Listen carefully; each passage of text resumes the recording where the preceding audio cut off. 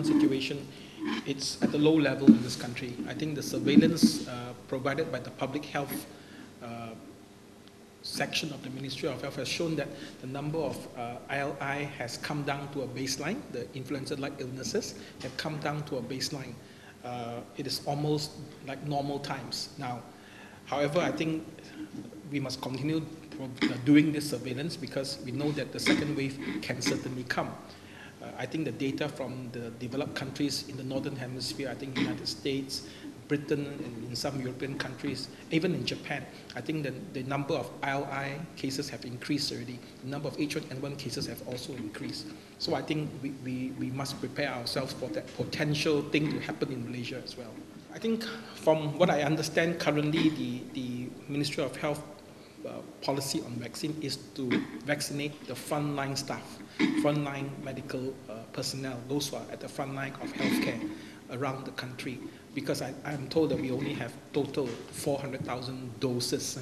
And that also depends whether we're giving 1 or 2 doses per individual.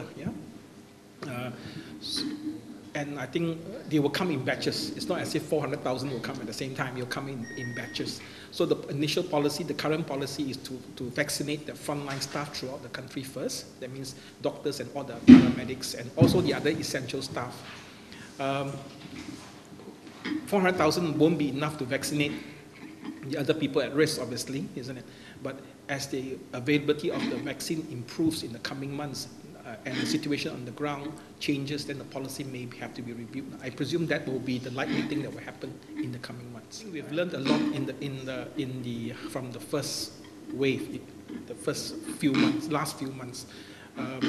Despite having the NIPPP, our preparedness plan, of course, I think when this thing happened, we also learned there were gaps and there were things that we did not cover as well. Some things we did better, some things not, and that is to be expected now, all right?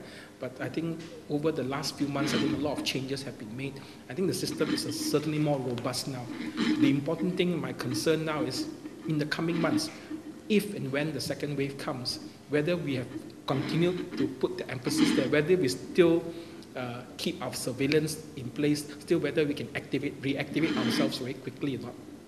I hope we haven't unlearned what we have learned so far the 4 months. And that is the important thing. Therefore, I think the important measure of ensuring people remember H1N1, keeping their vigilance is going to be important. It's more tricky to do it now because, again, people are not seeing cases and people tend to forget. So we mustn't let people forget.